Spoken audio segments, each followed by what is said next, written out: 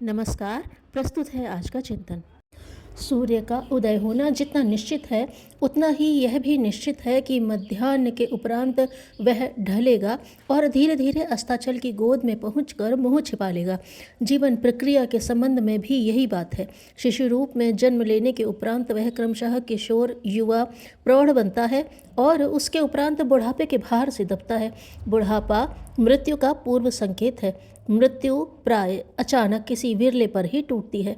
उसके निमंत्रण पत्र एक एक करके कई किश्तों में आते हैं। बालों का सफ़ेद होना, दांत उखड़ना, नेत्रों और कानों की शक्ति क्षीण होना, पैर लड़खड़ाना, हाथों का कांपना, पाचन तंत्र का दुर्बल होना, नींद कम आना जैसे चिन्ह यह बताते हैं कि जीवनी शक्ति का भंडार क्रमशः चुक रहा है और निकट भविष्य में ऐसी स्थिति आने वाली है जिसमें शरीर जीवन का अंत हो जाए, यही लीला की इतिश्री हो जाए। क्या हम मृत्यु से बच सकते हैं? अजर अमर हो सकते हैं? लोग मान्यता तो ऐसी ही बनाए रहते हैं। अपने मरने की बात कभी सोचते तक नहीं। सदा बने रहना है, यही सोचकर गतिविधियां बनाते हैं। संपदा का लालच, प्रियजनों का मोह और लोगों पर धाक जमाने की हविस इतनी बढ़ी चढ़ी होती है कि उसमें यह गंध तक नहीं होती कि मरने के बाद यश अपयश की कोई परंपरा भी छोड़नी है। मरणोत्तर जीवन में दूसरों को मार्गदर्शन के लिए कोई अनुकरणीय उदाहरण भी छोड़ा जा सकता है क्या? इस बात पर विचार तभी बन पड़ता है जब मरण की बात ध्यान में आए। राजा परीक्षित को 1 सप्ताह में मृत्यु हो जाने की बात सूझी थी। उसने उतने ही समय में यह प्रबंध कर लिया कि शरीर की समाप्ति के साथ ही जीवन मुक्ति होने का प्रयोजन सिद्ध हो गया। हम में से किसी को यह ध्यान रहे कि मरना निश्चित है और वह कभी भी हो सकता है, उसके लिए यह आवश्यक नहीं कि पूर्ण आयु ही प्राप्त हो। कितने ही भरी जवानी में, यहाँ तक कि किशोरावस्था में ही काल के ग्रास बन जाते हैं।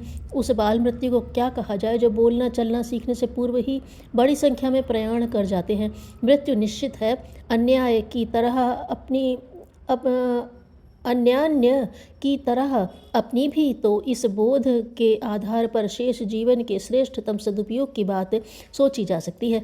जो सोचा जाता है वही क्रम भी चल पड़ता है। इस प्रकार मृत्यु की सुनिश्चितता पर विश्वास करने के उपरांत दृष्टिकोण में भारी परिवर्तन होता है। परलोक की बात सूझती है। यह प्रश्न सामने आ खड़ा होता है कि नारकीय यंत्रणाओं से बचा जाए, हे निकृष्ट अनघड़ योनियों में फिर से धकेल दिए जाने के कुचक्र से बचा जाए। उबरने का यह सुयोग सामने है तो उसका समुचित लाभ उठाया जाए। यह विचारधारा सामने बनी रहे तो व्यक्ति अधिकाधिक शालीनता और उदारता अपनाता है, सज्जन और परमार्थ परायण बनता है। इस दिशाधारा को अपनाने से ही लोक परलोक बनता है। मृत्यु का स्मरण करके किसी को घबराने की आवश्यकता नहीं है। जो सुनिश्चित है उसके लिए समय रहते तैयारी करना ही बुद्धिमानी है। समय ही जीवन है। एक एक पल को धीरे धीरे मोतियों से भी बढ़कर मानना चाहिए और उसका श्रेष्ठतम सदुपयोग बन पड़े, इसका प्रयत्न करना चाहिए। जिसने यह कर लिया, समझना चाहिए उसने मृत्यु को जीत लिया। जीतने का तात्पर्य है लाभ उठा लिया। भौतिक या आत्मिक प्रगति के लिए जीवन के छोटे से छोटे घटक को ऐसी गतिविधियों में नियोजित करना चाहिए जिससे आत्मसंतोष बढ़ता रहे और साथ ही लोक मंगल का परमार्थ बन पड़ने पर जन सम्मान एवं भाव भरा सहयोग भी हस्तगत होता रहे। यह उपार्जन ही इस लोक और परलोक के लिए सच्चा वैभव सिद्ध होता है।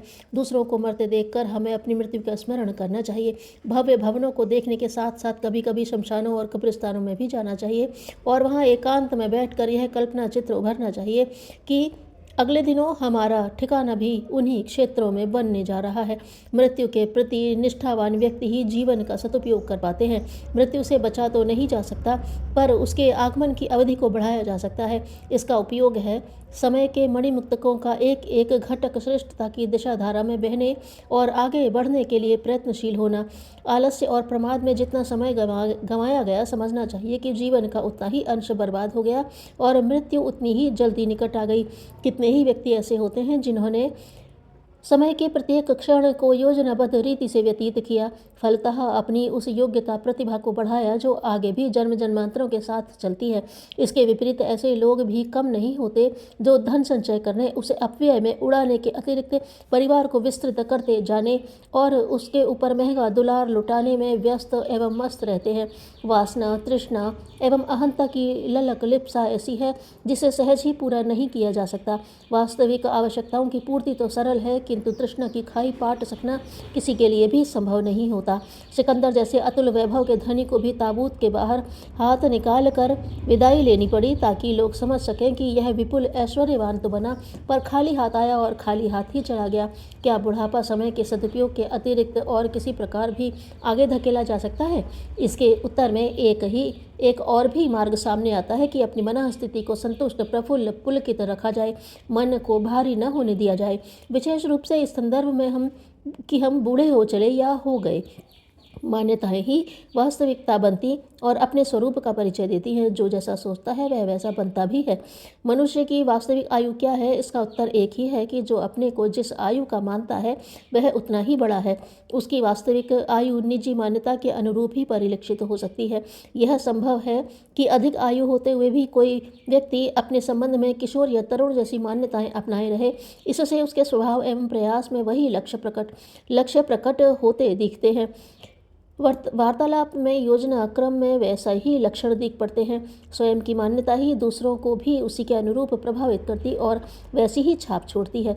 यही व्यक्ति की वास्तविक आयु है, जिसे तारीख सन के आधार पर नहीं, अपने निज के संकल्प द्वारा निश्चित एवं प्रकट किया जाता है।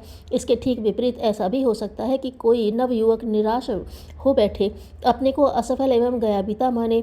उस पर जवानी में भी बुढ़ापा चढ़ दौड़ता है, हंसी खुशी छिन जाती है, पौरुष विदा हो जाता है और मृत्यु का दिन उससे कहीं पहले आ जाता है, जबकि स्वभावतः उसे आना चाहिए। परायों को अपना बना लेने के सद्गुण जिनके पास हैं, सचमुच इस संसार में वे ही अमीर हैं।